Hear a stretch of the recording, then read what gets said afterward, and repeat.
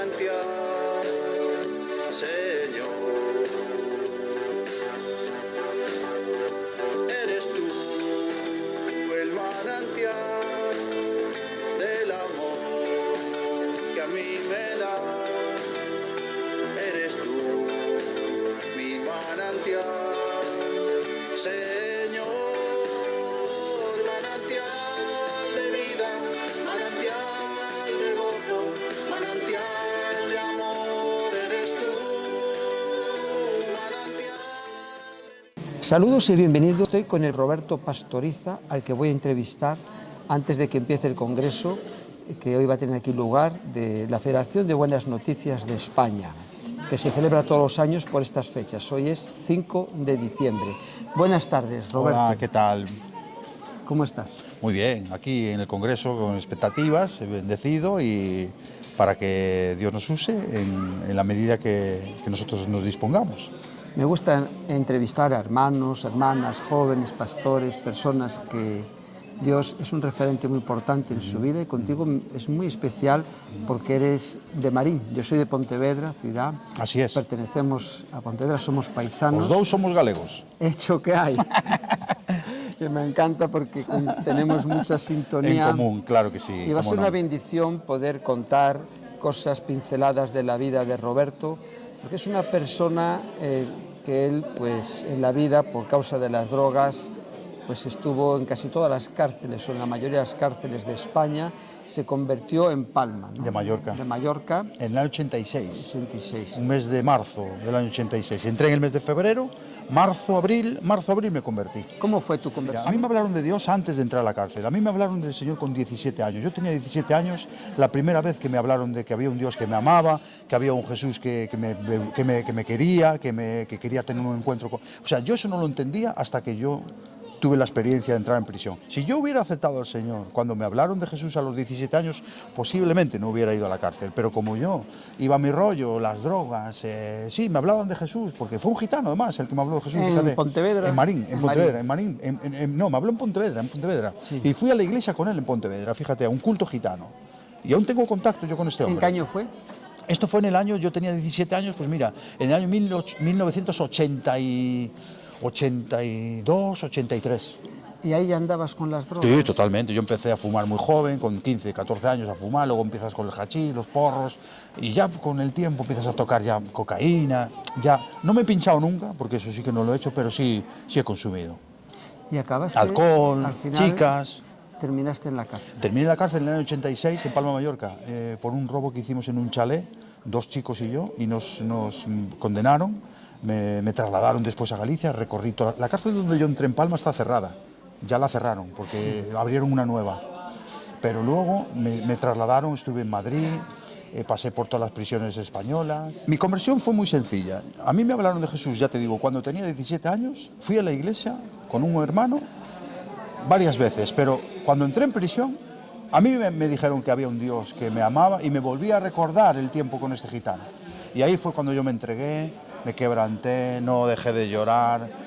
Me llevó al Señor un hermano chico de la cárcel en una celda, él y yo solos. Un chico se llamaba Pablo. ¿Pero él que era creyente o...? Claro, un chico creyente, un chico... Pero estaba visitando... No, estaba preso conmigo. ¿Cómo fue esas conversaciones? ¿Cómo habló contigo? Pues mira, porque me conocieron, empezaron a hablar conmigo, yo empecé a buscar de Dios. Yo cuando entré a la cárcel, la primera vez me impactó muchísimo. En el año 86 no era lo que soy. Hoy en día las cárceles son muy diferentes. Hay televisión, ducha en la celda, agua caliente. Allí no había nada. Allí aquello era... Allí tenías, me parece que te duchabas 1 o 2 veces a la semana y todos juntos. O sea, aquello era la selva, lleno de extranjeros, africanos, gitanos, árabes, todos mezclados, europeos. Aquello era, vamos, tremendo. Y yo cuando entré, lo primero que hice, clamé a Dios. Es más, mira, fíjate lo que te digo, yo me acuerdo que mi primera entrada, que entré con los otros chicos que se fueron para el módulo, para el departamento de menores, que yo era mayor, el que me condenaron por llevarlos ellos un poco al delito, que no fue así, pero bueno, pero los jueces consideraron que yo era el cabecilla, ¿no? Inductor, ¿no? Inductor. Pero fue una cosa en común, que yo no los obligué ni nada. Los chavales, de hecho yo había terminado el servicio militar, porque yo hice el servicio militar en Palma de Mallorca. Cuando terminé el servicio militar fue cuando ingresé en prisión, a los pocos meses. Estaba viviendo allí, en la isla incluso. Bueno, el caso es que yo cuando entré y vi aquel ambiente, dije yo, madre mía, yo ni me imaginaba que esto existía. Fue mi primera reacción. De lo que me impactó la cárcel a mí. La maldad. No, la maldad no. Sí, maldad también, pero droga, empecé a conocer gente, yo empecé a estudiar, me matriculé en la escuela, venía un profesor a darnos clase de bachiller, empecé a hacer el primero de BUP, luego con el tiempo me trasladaron de prisión, me fui a Galicia, a la cárcel de Monterroso, en Lugo, que fue cuando conocí a Marcos Zapata, al pastor Marcos Zapata, al pastor Segundo Navaza, empezaron a visitarme a mí, el primero que visitaron la cárcel fue a mí. Empezó el ministerio ahí, porque el ministerio ya fue un llamado. Cuando Dios te llama, Dios te capacita y te lleva a donde te tenga que llevar, pero Dios lo hace, en el tiempo Dios lo hace. Y yo, claro, cometí muchos errores, porque no los voy a contar porque son muy largos de contar, pero cometí muchos errores estando en la cárcel. De hecho, yo era el peluquero de la cárcel. En Palma de Mallorca ya era el peluquero, tenía las llaves de la peluquería, me encerraba en la peluquería a orar de rodillas con otros compañeros. O sea que ya empezamos la búsqueda de Dios ahí, ¿verdad? Y luego con el tiempo me trasladaron, comencé a estudiar, terminé bachiller, comencé la carrera de Derecho, estuve haciendo 2 años, que por cierto me empezaron a tratar porque tuve una recaída en Orense, me trasladaron a Orense y en Orense fue donde tuve mi primer episodio, digamos, psiquiátrico. Mi primera brote psiquiátrico, esquizofrénico, por así decirlo, fue en Orense, sin consumir drogas y sin nada, no fumaba siquiera ni cigarros. Y tuve un brote esquizofrénico muy fuerte, una recaída.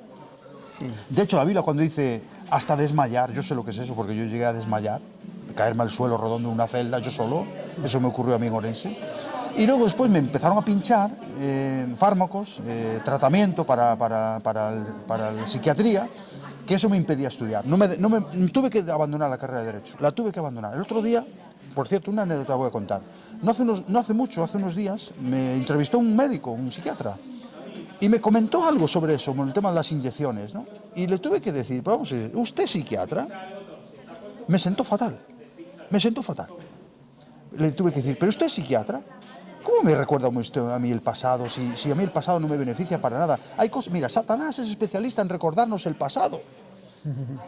Y el Señor cuando dice, no me acordaré más de tus delitos y de tus rebeliones. En Cristo Jesús es una nueva criatura. En Cristo nueva criatura es. Las cosas viejas pasaron y aquí todas son hechas nuevas. 2 Corintios 5:17. Ahí lo tienes. Las cosas viejas pasaron, pero Satanás es un especialista en recordarnos el pasado, recordarnos los errores, y siempre está toda la vida así, para frenarnos en la obra de Dios, para frenarnos en el ministerio. Yo ahora estoy pastoreando un grupo de chicos que han estado en la cárcel, estoy en Alicante con ellos. Y trabajando con ellos. ¿En la cárcel cuánto tiempo estuviste? Mira, yo estuve preso. ¿De cuánto fue la condena? Es que yo tuve dos condenas. Yo tuve en tercer grado, régimen abierto, tuve una recaída, consumí drogas de nuevo y tuve un nuevo delito que me condenaron a una medida de internamiento psiquiátrico en un centro penitenciario, que fue en Alicante, donde yo estuve 10 años, más 7 años en prisión, estuve 17 años. En Alicante estuve 10 años. En Alicante estuve saliendo de salidas programadas, terapéuticas, conocí a mi esposa, la que hoy es mi esposa, que ella era funcionaria de los juzgados de vigilancia penitenciaria, y en un permiso pues la pude conocer. Hablamos y me casé estando preso, luego salí. ¿Ella no era convertida? No, se convirtió a través de mí. Entonces, a tu esposa, ella trabajaba en el juzgado, que ya está jubilada. Sí. ¿Y cómo fue conocerla? Pues mira, había una casa de acogida, que era un proyecto que había de la Iglesia Católica, de la Pastoral Penitenciaria Católica, porque sabes que las cárceles están muy arraigadas con el ambiente católico. Y ella era voluntaria de esa asociación y yo salí un día de un permiso y la vi, empezamos a hablar, a charlar y fue un amor ágape, como le digo yo, ¿no? No fue un amor filia ni un amor eros, sino fue un amor ágape, un amor, como dice la Biblia, el perfecto amor que dice 1 de Juan capítulo 4, ¿no? El perfecto amor que echa fuera el temor. Eso fue mi choque con ella y ahí estamos juntos, viviendo en una casa que estamos al lado del mar, trabajando juntos, ella sigue sirviendo al Señor y yo igual.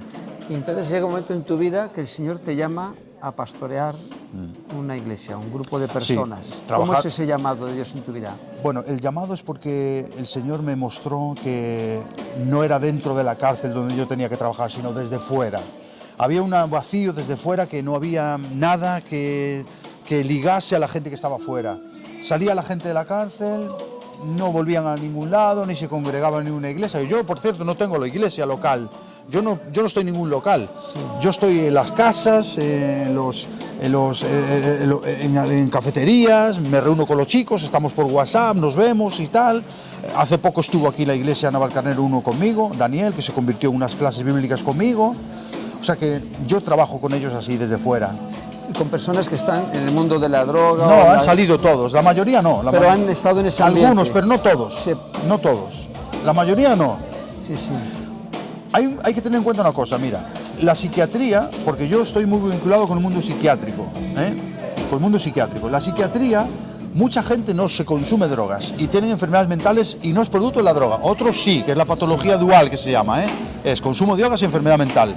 Patología dual, pero no todos tienen la patología dual, no todos. ¿Y llevas así cuánto tiempo con este grupo de personas? Pues llevaré unos 15 o 20 años. ¿Y formas parte? Aquí vemos Del Ministerio, claro, del Ministerio de Buenas Noticias, de Buenas Noticias. España. ¿Cuánto tiempo llevas del principio con Buenas Noticias? Bueno, yo siempre fui de Buenas Noticias. A mí me visitaron en Palma de Mallorca, en Palma de Mallorca no, en Orense, en Monterroso, sí, en Orense también. Y con ellos siempre fueron mis pastores, Segundo Navaza, Marcos Zapata, Fernando Romero. Fernando Romero me recibió en su casa estando yo de permiso en prisión hace casi 30 o 40 años, no sé, 40 no, pero 30 y tantos años. O sea que hay una hermandad y un vínculo en el Señor, claro, hermanos claro. en Cristo. Hay ministerio con ellos, claro. ¿Y cómo es la labor ahora en estos tiempos? La labor ahora en estos tiempos, yo si te soy franco, yo preciso de ayuda. ¿Ayuda de qué tipo? Ayuda ministerial, de visitas, de hacer algo, preparar algo con los chicos allí. Porque ahora, mira, hay un hermano ahora que está en Ecuador, con la familia. La primera vez que va a Ecuador, un chico que estuvo en prisión un montón de años, en Alicante. Yo le visito en su casa, es un chico que ha tenido una enfermedad muy fuerte, ha tenido un problema cardíaco muy grave. De hecho, los médicos le han revisado para ir a Ecuador muy minuciosamente porque era un riesgo. Está en Ecuador, llegó a Ecuador con su esposa. Mi mujer y yo fuimos los testigos de su boda. Se casó en el Campello, donde yo vivo, en Alicante, en el Campello, en una zona cerca de Benidorm, que es donde yo vivo. Ahí llevo viviendo casi 15 o 20 años. Y con ellos es que yo a veces me gustaría juntarnos más, tener un local, pero es que yo creo que Dios debería de demostrarme, que todavía no me lo ha mostrado, un ministerio que me apoyase, y no para estar yo en la iglesia ahí pastoreando todos los días, sino apoyando la obra desde alrededor, porque hay más chavales que están en la cárcel que hay que visitar. Está Ricardo, hay muchos chicos, Randy, otro chico de Cuba. ¿Y cómo te enteras de esos chicos? Porque yo entraba a la cárcel a dar clases bíblicas. Yo estuve dando clases en la prisión, en el psiquiátrico. Y a veces te llaman de la prisión, si hay personas. Ahora ahora la cosa está muy mal. Ahora la cosa es, de hecho, yo quería volver a entrar, mi mujer me dijo que no era el momento. Yo creo que no es el momento que yo entre allí a dar clases de nada, porque ya estuve yendo un tiempo y ha habido frutos, sí. A mí Dios no me está llamando a eso, fue un tiempo, ahora no. Ahora me está llevando a trabajar desde fuera. Pero con personas de cualquier... Ya no está en prisión. ¿Y cómo te enteras de ellos? Porque se pone en contacto conmigo. Mira, el otro día estuve en Ibiza dando unos talleres a los pastores de tratamiento y seguimiento con los presos. Porque en Ibiza había un problema y es que iban a la cárcel a predicar, hablaban con la gente, con los presos, pero cuando salían en libertad se perdían, volvían a la droga. Y los pastores no sabían qué hacer. Entonces yo fui a darles unos talleres allí un sábado, un fin de semana, fui a Ibiza, a las iglesias de Buenas Noticias de Ibiza. Y fue una bendición. El domingo estuve en la iglesia también predicando, compartiendo con los hermanos, fue una bendición. Y conocí a un chico rumano, de Rumanía, que contacté con él, oramos juntos, y con el tiempo se puso en contacto conmigo, que él ahora está en Sevilla, está en Sevilla. Y me dijo, hermano, hay un chico en Sevilla que tiene un hermano en la cárcel. Automáticamente me puse en contacto con los de Sevilla y ya le van a visitar porque sale en libertad en enero. Este mes de enero sale en libertad este chico.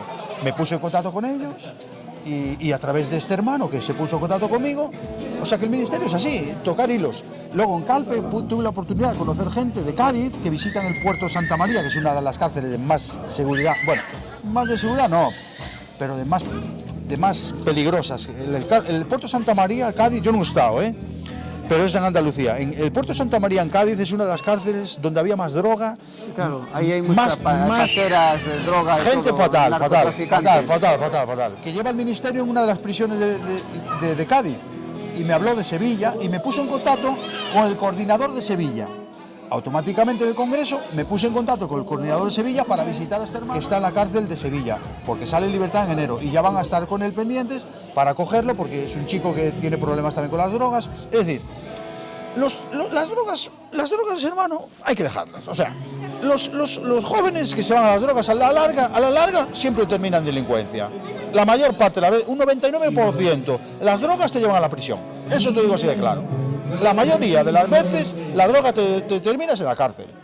Mi mujer dice, si hay dinero no, aunque haya dinero, terminas en un psiquiátrico, esquizofrénico perdido. Entonces, ¿cuál es, por ejemplo, lo que tú haces cuando estás con personas así? Pues mira, primero, cuando se está con gente que ha tenido la experiencia de la cárcel, hay que tener una nueva vida, un nuevo horizonte, una nueva perspectiva, un nuevo tratamiento, el contacto personal, la amistad, el compañerismo, la Biblia, la palabra de Dios, el seguimiento. El seguimiento es muy importante, hermanos. Hay un estudio bíblico, bueno, hay muchos estudios en las iglesias, pero hay un estudio que los pastores y los obreros y los que trabajan en las cárceles, vosotros lo sabéis, con los jóvenes tiene que haber un seguimiento, WhatsApp, contacto, café, café con Dios. Eso es una bendición y es así, hay que alcanzar a la gente con sabiduría. Y los chavales de la cárcel necesitan mucha constancia, estar pendientes, no solamente orar, sino contactar, visitar, estar ahí. Hay que estar de vigilia, hay que estar de ayuno, pero hay que estar ahí. No vale de nada decir, yo voy a la cárcel a predicar a los presos, porque muchos quieren ir, pero no quieren pagar luego el precio fuera. Y fuera es donde está el problema, los toros están fuera de la barrera, no están allí en la cárcel. En la cárcel tienen de todo, televisión, ducha, farmacia, gimnasio, campo de fútbol, piscina, muchas. Pero en la cárcel, ¿en la calle qué? Sí. Salen en libertad, no tienen familia, no tienen dinero, no tienen nada. Que por cierto, cuando estás en prisión a la larga de más de 6 meses, se cobra el subsidio de excarcelación, es decir, que es una paga mensual de, no sé si son 400, 500 o 600 euros, durante 6 meses o un año, solamente por el privado de libertad durante un año en España. En otros países eso no existe, pero aquí en España sí. Aquí está el subsidio de excarcelación, no solamente el desempleo, el paro, el subsidio de excarcelación. Yo no lo llegué a cobrar nunca, pero se cobra. En tu vida, en todas estas experiencias que tienes, ¿qué es lo que más te ha costado? ¿Lo que más me ha costado? Sí. Cuando el apóstol Pablo escribe a la carta y dice, a Timoteo le dice, en mi primera defensa, ninguno estuvo a mi lado. Fíjate lo que dice el apóstol, en mi primera defensa ninguno estuvo a mi lado. Todos me desampararon, no les he tomado en cuenta, pero el Señor estuvo a mi lado. Eso me pasó a mí, hermanos. Eso que dice el apóstol lo viví yo, lo mismo. En mi primera defensa, porque yo tuve 2 defensas, una primera y una segunda. En mi primera defensa, ninguno estuvo a mi lado, todos me desampararon, no les he tomado en cuenta, pero el Señor estuvo a mi lado. Eso me ha pasado a mí, hermano. Yo me encontré solo, me vi en psiquiatría con una sentencia, condenado a cadena perpetua. Las penas en psiquiatría, cuando yo entré en psiquiatría, en el psiquiátrico penitenciario de Alicante, que era todavía está abierto, yo estaba dando clases allí, es el único psiquiátrico de España junto con el de Sevilla, no hay más, penitenciarios. Cuando yo entré en el año 2000, 1999-2000, hace 25 años, no existía la fecha de salida. Tú sabes cuándo entras, pero no sabes cuándo sales. ¿Quién te da la libertad? Mientras tengas una patología, no sales en la vida.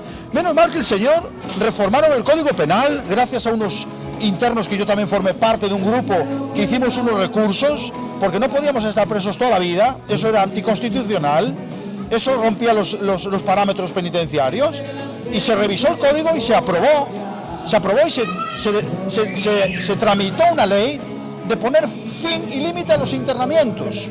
Eso me pasó estando yo allí, porque yo cuando entré no tenía límite de internamiento, no sabía cuándo salía, y al final se modificó. Fíjate hasta lo que dice Dios, fíjate hasta lo que dice Dios, y aún por encima, no solamente eso, sino que además conozco a mi mujer, me caso, restauro mi vida, cuando yo no sabía nada de lo que iba a ser de mí.